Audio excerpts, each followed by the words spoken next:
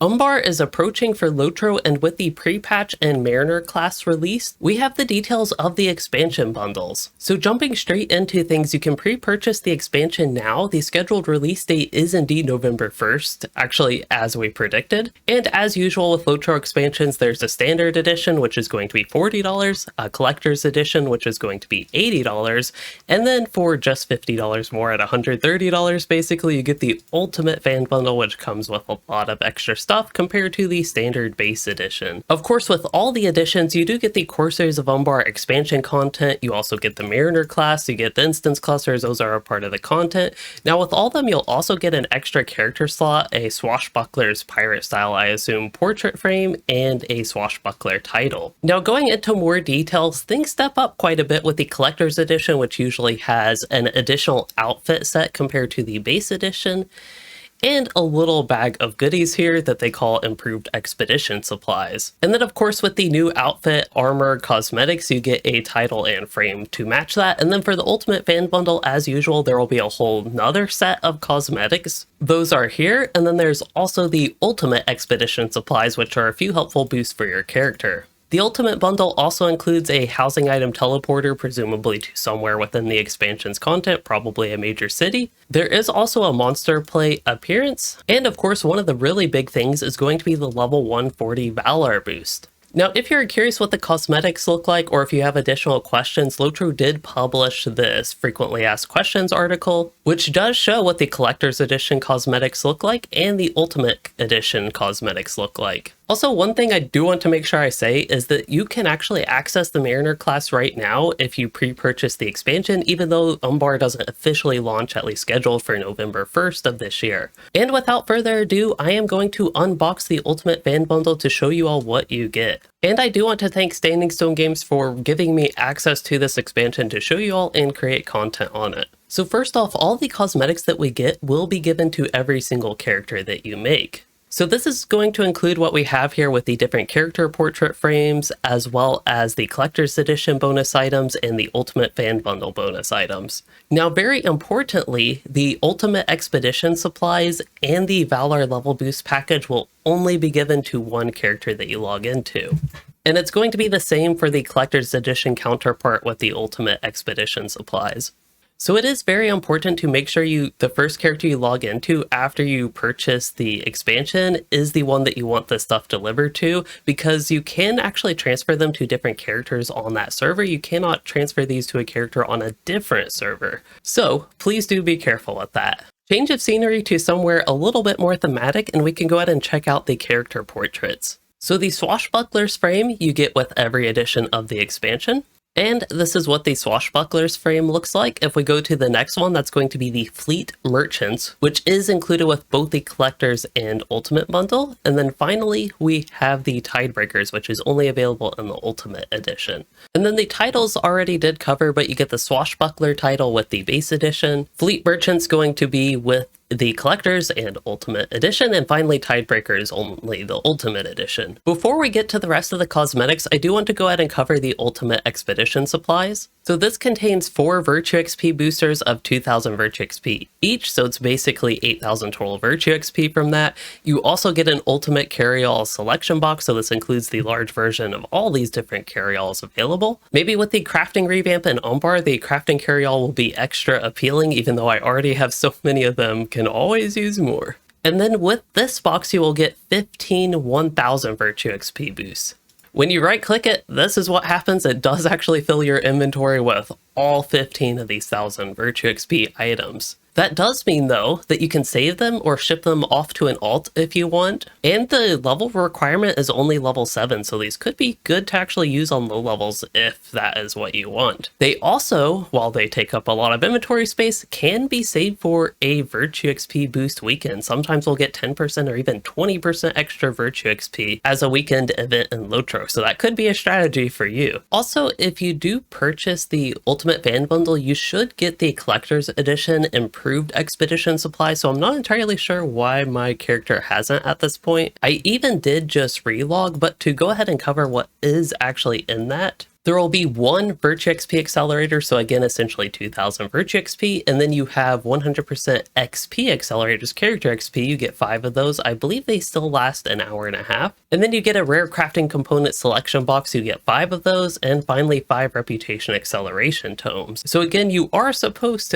to also get this if you do buy the ultimate bundle, but unfortunately I have not gotten that, so I can't actually show it in game right now. And with all that out of the way, we can go ahead and look at the cosmetics. We will start with the collector's edition, so that's going to be the one on the top left here. Open that, and this does give us the steed as well as a Fennec Fox pet. And then you do get the XP booster earring. This one does appear to be a perfect match to the Gundabad and Minas Morgul earrings that give you extra XP and a whole bunch of stats that scale with your level and are honestly quite powerful at level 140. I realize I haven't repeatedly farmed a lot of in-game content on this character, but I have not found better earrings for DPS. So just an interesting additional note on that.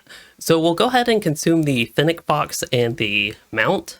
And as far as the actual cosmetics go, we can open those and check out the pet and mount. I'm actually finally running into an issue with this character where I use most of these outfits, so sorry River Hobbit outfits, I don't hate the cosmetics of that, but they're just not for this character. Maybe our new Umbar cosmetics will be. And this is what the non-hooded cloak version of the cosmetics look like. You do get a circle hat that is kind of similar to what we had with the default Mariner look. And just for some reference, here is the hooded cloak, so it just attaches a hood to it.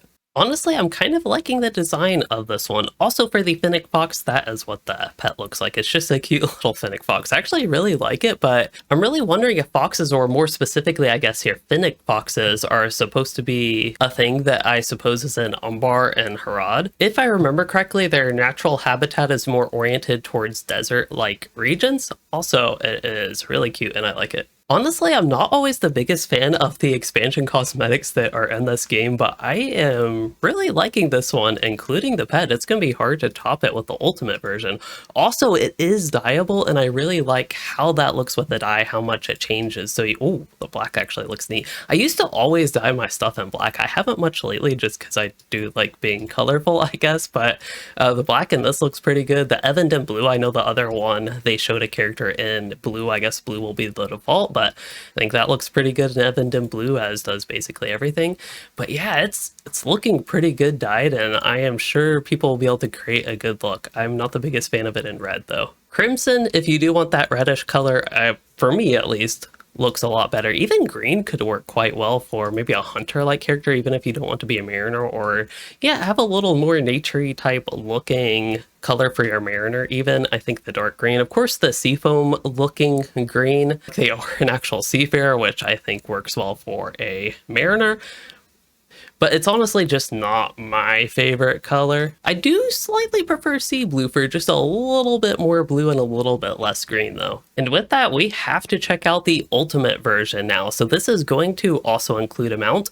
Oh, in my brilliance, I forgot to check out the mount. So let's go ahead and see what the Fleet Merchant Steed looks like. And it does match the default color pretty nicely. I really wish you could dye horse armor. That would be a huge improvement to mounts in this game. And so many more outfits would be possibilities with that, at least without like war steeds. But yeah, I honestly like this steed. I'm not a fan of the really big outfits that like drape way down for mounts, so I like that this one's cut a little bit shorter, and I do like the style of it. As much as I'm maybe not a fan, actually this Gondorian housing doesn't look that bad, but general Gondorian architecture, I am just for some reason not a fan of. It does not work with me. I like a lot of the cosmetics that are in this. Anyway, that again was the collector's edition. So back to the ultimate edition, we get the Tidebreaker steed here, and then we'll get the Tome of the Parent, which I'm really curious, does that actually sit on your shoulder? Currently it is flying around, but I'll let it flutter there and see if it does eventually get on my shoulder. We also do get the swashbuckle emote, which I believe is our first emote, so it's /swashbuckle. I do see the parrot lands on the ground. Oh, that's actually a really nice emote. That's going to be wonderful for taking screenshots of a character and getting thumbnails. Of course, the thing I'm like most concerned about in LOTRO is thumbnails, but I actually really like that. That's a pretty good emote there. This just looks like such a powerful stance. I absolutely love this. But this does bring to mind dual wield ward and win.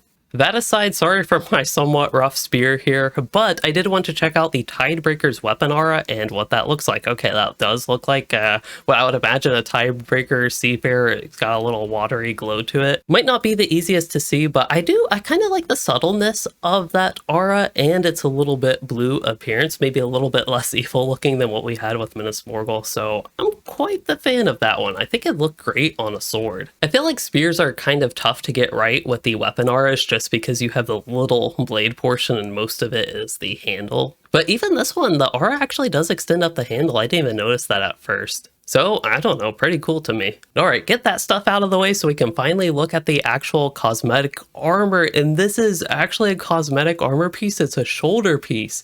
That is the one that puts the parrot, maybe? Oh, I was going to say, I was like, I thought that was supposed to put a parrot on my shoulder when I saw the icon, and well, it being a parrot, it's called riding parrot, but that's only when it's equipped as gear. So if you're like raiding or something and want actual gear equipped, you won't be able to do that. But when you equip it as a gear piece, you have a parrot on your shoulder.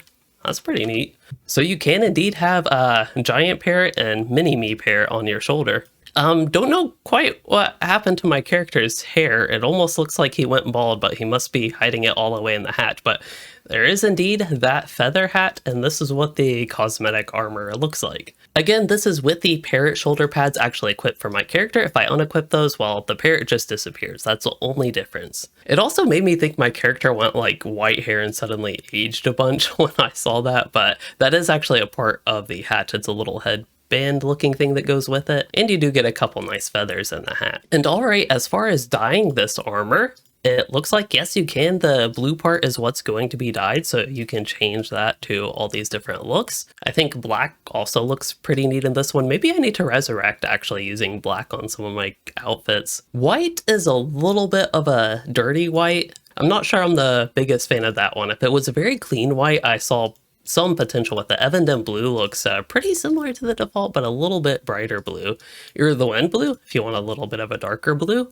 Also, I think the gold and red just kind of clash, so I think that's why I'm not the biggest fan of red. But once again, I think crimson looks a lot better if you want that warmer color. Normally, I don't know why anyone would want something to look rust colored, but this actually doesn't look too bad. If you want a fall outfit, I could actually see this working well in Lothlorien of all places, probably just because of the color. Even navy doesn't look too bad. It's a little bit more of a wash blue. I don't know about dark green there, but for a actual dark green, forest green, I also don't think looks terrible. Actually, I don't like that personally. But anyway, hopefully, ooh, Rivendell green looks a lot better, but hopefully this gives you an idea of how it can be dyed and what it looks like. But I'm actually curious for the head. That just changes the band color, so the feathers I think will always stay red, which makes sense. I also completely forgot about the cloak. Sorry about that, but this is the matching cloak. And here is the hooded version. I would probably go with the non-hooded version, or in reality, I personally probably wouldn't use a cloak just because I haven't been a fan of them, but this is what the full outfit looks like. We can also test out the Tidebreaker Steed, which will have that blue color, so if you change the color of your outfit, be aware that will probably mismatch. But I think this one also looks really good, and it doesn't have really much of a dress there, so you know, I do like this horse and its outfit, but I think for day-to-day use it could be a little bit busy for me, but again, I don't think it's bad in any way, and I do like the overall look of it. Another thing I realized I hadn't received is actually the housing item that will eventually teleport you somewhere within the Umbar content, and Wind of Crane's build doesn't have anything for that as well. So it looks like I unfortunately can't show that, and again, don't have actually the collector's edition expedition supplies to show you all. But again, the details of what all is in all that stuff is on the website and the VAC. Anyway, that is all I have for this video as we enjoy the swashbuckle animation once more. As far as this video, I, and Lexi for that matter, hope you all enjoyed it, and if you did, don't forget to like and subscribe. I'll have a lot more Mariner and Umbar content coming up. And thanks for watching, everyone.